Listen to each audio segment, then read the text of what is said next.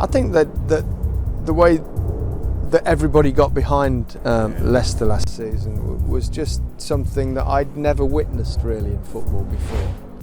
When we won the Premier League and when we won the FA Cup, and that's something probably I would never have dreamed of in my lifetime, doing both of those things. So I think there's no doubt that is the greatest achievement, I think, in the history of our game for what Leicester have done. What Leicester have done is give inspiration to every football club, every manager, player, supporter, all across the land, that one day that could be them. It's spectacular, but I genuinely feel Leicester tonight have gone and there's no coming back from it. I think most Leicester fans will think exactly the same.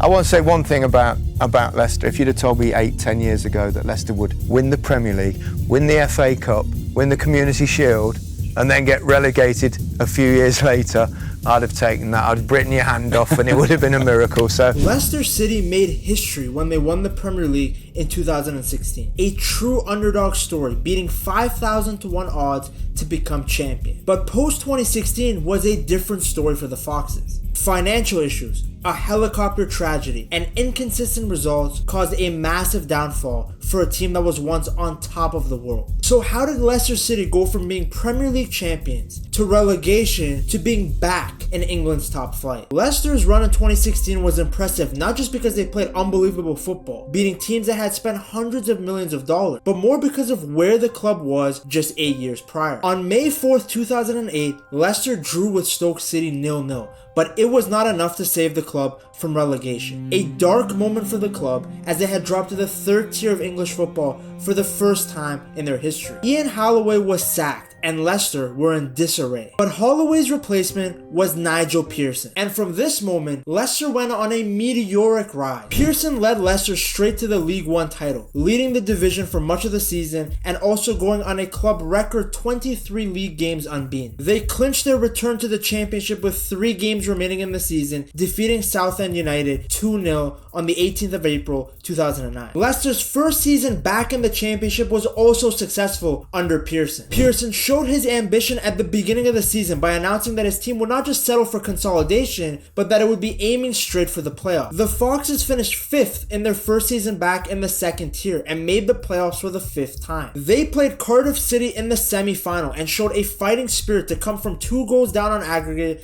to lead 3-2, though they ultimately lost via penalty shootout. In the summer of 2010, however, Pearson left to become the manager of Hull City. Pearson was replaced by Paulo Sousa, who was sacked after just 9 league games after a poor start. There were questions about player fitness and morale as Leicester found themselves at the bottom of the league. On the 3rd of October 2010, former England, Lazio, and Benfica manager Sven-Göran Eriksson was announced as Sousa's replacement. He guided the club to an eventual 10th place finish. Leicester were favourites for promotion in the next season, but on the 24th of October 2011, following an inconsistent start, with the Foxes just winning 5 out of their first 13 games, Eriksson left the club by mutual consent. 3 weeks later, Nigel Pearson was confirmed to be returning to the club as Eriksson's successor. In the 2012-2013 season, Leicester struggled with playoff heartbreak as Anthony Knockaert had a 97th minute penalty saved and Troy Deeney scored immediately at the other end in one of the most iconic videos ever seen in the sport. Thankfully, that heartbreak didn't last too long as Leicester had an incredibly successful 2013-2014 season, finishing 1st in the championship with 102 points, securing automatic promotion back to the Premier League. Leicester started well in their return to the Premier League, picking up 2 draws in their first 3 games before getting their first win with a 1-0 win against Stoke. Then they went on to beat Manchester United 5-3 after coming back from 3-1 down. At the time, they were even higher on the table than Louis van Gaal's Manchester United team. By March, however, things had changed for the worse. A poor run of form had caused Leicester to fall in last place with only 19 points from 29 games. No club had ever stayed up with fewer than 20 points from 29 matches. It looked like Leicester was headed back to the championship unless they made a great escape. And that's exactly what they did. After losing 4-3 to Tottenham at the end of March, Leicester went on an unbelievable run of games, winning 7 of their next 9. After beating Queen's Park Rangers 5-1 on the last match day of the season, Leicester had pulled off mathematically the best ever escape from relegation the Premier League had ever seen, as the Foxes finished 14th, only the third team ever to survive in the Premier League after being bottom at Christmas. Despite the success, however, Pearson was sacked after falling out with the club's owners, the club stating the working relationship is no longer viable. The sacking was linked to a number of public relations issues involving Pearson throughout the season, with the final straw involving his son James's role in a racist sex tape made by 3 Leicester reserve players in Thailand during a postseason goodwill tour. Pearson was replaced with former Chelsea manager Claudio Ranieri. At the start of the 2016 season, Ranieri's men were seen as favorites for relegation candidates, as the bookmakers gave him a 5,000 to 1 odds of winning the Premier League title. While the world doubted them, Leicester started the season flying, losing only 1 game in their first 15 matches, and topping the table in December ahead of Arsenal, Manchester City, and Manchester United. Striker Jamie Vardy, who 4 years previously had been playing non-league football at Fleetwood Town, scored in 11 straight Premier League matches, beating the record of the time set by Ruud van Nistelrooy. Having been at the bottom of the table at Christmas 2014, Leicester were now top at Christmas 2015 after a 3-2 win against Everton at Goodison Park. Their form continued into the new year, where they beat second place Manchester City 3-1 to go 6 points clear at the top of the table. A 2-0 victory at Sunderland on the 10th of April, coupled with Tottenham Hotspur's 3-0 win over Manchester United, ensured Leicester's qualification for the UEFA Champions League for the first time in their history. Despite people doubting whether the Foxes could maintain their form, Leicester won the Premier League on the 2nd of May 2016 after Tottenham blew a 2-goal lead against Chelsea. I think we've been waiting for this moment to come for so long, never quite believing it would happen. Not only were Leicester exceptional going forward with the skills of Mahrez, the engine of Conte, and the pace and finishing of Vardy, but they were also solid defensively with the backline of Morgan, Huth, Simpson, and Fuchs, only conceding 36 goals. Their 4-4-2 shape, along with their fast counter-attacking style, was a throwback to some of the teams that we saw dominate the Premier League in the early to mid-2000s. 4 Leicester players were named in the PFA Team of the Year, as the Foxes had taken the world by storm. Post-2016, however, the Leicester team wasn't the same. On the 16th of July 2016, N'Golo Kante, the man at the heart of the Leicester midfield, signed for Chelsea, one of the most irreplaceable players on the team. Despite losing him, Leicester started the season off well in the Champions League, going undefeated in their first 5 matches to get to the round of 16. But they were struggling in the league, spending much of the first few months in the bottom half of the Premier League table. As a result, despite being the coach of the year, Ranieri was sacked, with the Foxes being only 1 point above the relegation zone. The sacking was met with significant anger and disappointment from both the fans and media. You can see the way people have turned against the way Leicester have handled the whole thing, and that's understandable. And I can understand. Your reaction to that shock news? Well, I think it's a joke, to be honest with you, and I think with Craig Shakespeare as the temporary manager, Leicester got that new manager boost as they beat Liverpool and Hull City both 3-1. They continued their good form in the Champions League, beating Sevilla in the round of 16, then narrowly losing to Atletico in the quarterfinals. The Leicester ownership was impressed and gave Shakespeare a full-time contract for 3 years. However, that good form was very short-lived. Following a poor start to the season, Shakespeare was sacked in October of 2017 after just 4 months officially in charge, with Leicester in 18th place in the table. Claude Puel took over the team and helped Leicester finish the season in the top half of the table. But at the start of the next season, tragedy occurred. A helicopter carrying Chairman Vichai and 4 others malfunctioned and crashed outside the club stadium shortly after taking off from the pitch after the match against West Ham United. All 5 people on board the helicopter passed away. While Puel had saved Leicester's 2018 season, the 2019 season was poor for the Foxes. 4 successive home defeats, including a 4-1 home loss to Crystal Palace, caused Puel to be sacked in the February of 2019. Claude Puel, the manager's been very deliberate in trying to create a more progressive, more possession-based style of play.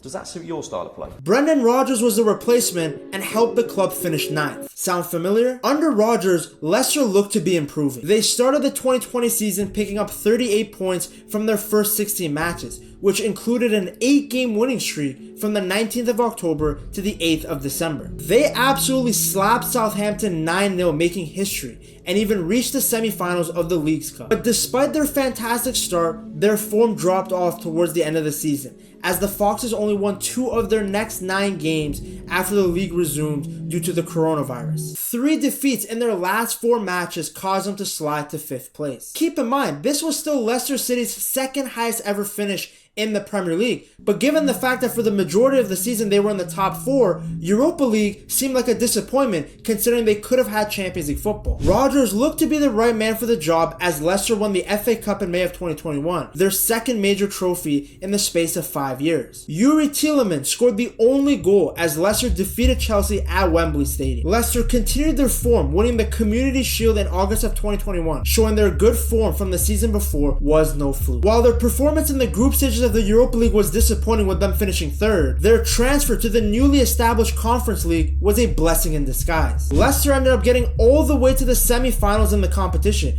losing to Roma. It wasn't the Champions League, but it was still the club's first ever semi-finals appearance in Europe. Everything was looking good, but the club's finances began to be heavily impacted by the pandemic. Leicester were hit harder than most clubs because their parent company, King Power International Group, was in the travel retail sector. It also didn't help that Leicester had spent big in the summer of 2021 as they tried to move away from their business model of constantly selling their best players. Before, N'Golo Kante, Danny Drinkwater, Riyad Mahrez, Harry Maguire, and Ben Chilwell all had departed for nearly £260 million. But this time, instead of selling, Leicester spent more than £50 million on new players such as Daka, Soumare, and Vestergaard. When you spend big like that, you have to perform, and Leicester didn't. In the 2022 season, they didn't qualify for European football. At the same time, the club was trying to invest in infrastructure to better compete with the Premier League's Big Six in the long run. Another issue was Leicester failing to sell some of their biggest earners. Tielemans, Evans, and Soyuncu all left as free agents. And having so many players out of contract, I mean, we've heard it said so many times over the years, the team is too good to go down. When you look at some of the ability in that Leicester team, I think it's a genuine case this year to say exactly that. Rodgers left the club on the 2nd of April 2023 via mutual consent, with the team in the relegation zone with only 10 matches left. Huge breaking news from the Premier League, specifically with Leicester City, because Brendan Rodgers is no longer. Dean Smith was appointed as his replacement until the end of the season. However, Leicester was still relegated,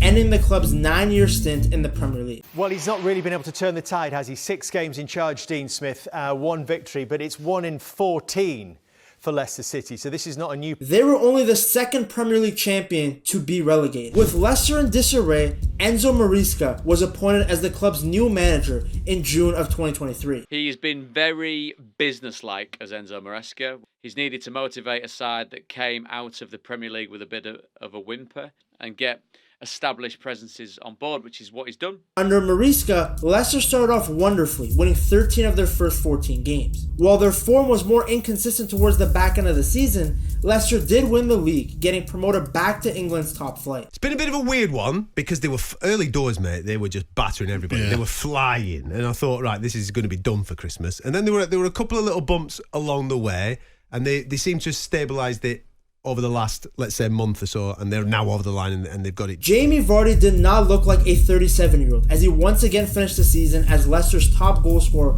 with 20 goals in all competitions. A player who truly epitomizes what Leicester City stands for as a club. No, Jamie Vardy, he's got 16 goals, mate.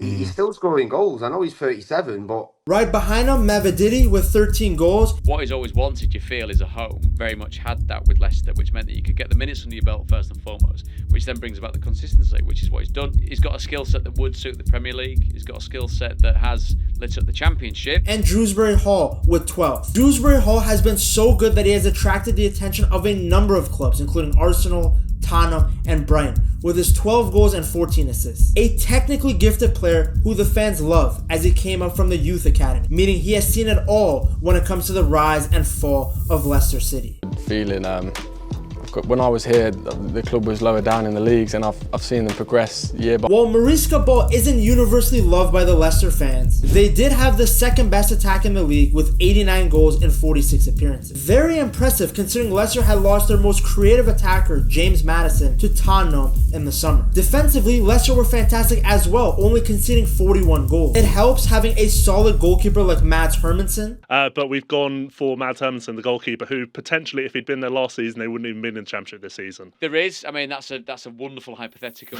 But Yannick Vestergaard was fantastic as well. Connor Cody deserves a shout out too, with the Englishman proving he was well worth the investment. Going into the new Premier League season, Leicester will no longer have the man who helped them get promoted, as Mariska is joining Chelsea. But that's not the only challenge. Leicester knows just how much higher the level is in the Premier League, playing teams like Manchester City and Arsenal. To see how Arsenal has returned to being an elite club again, check out this video right here.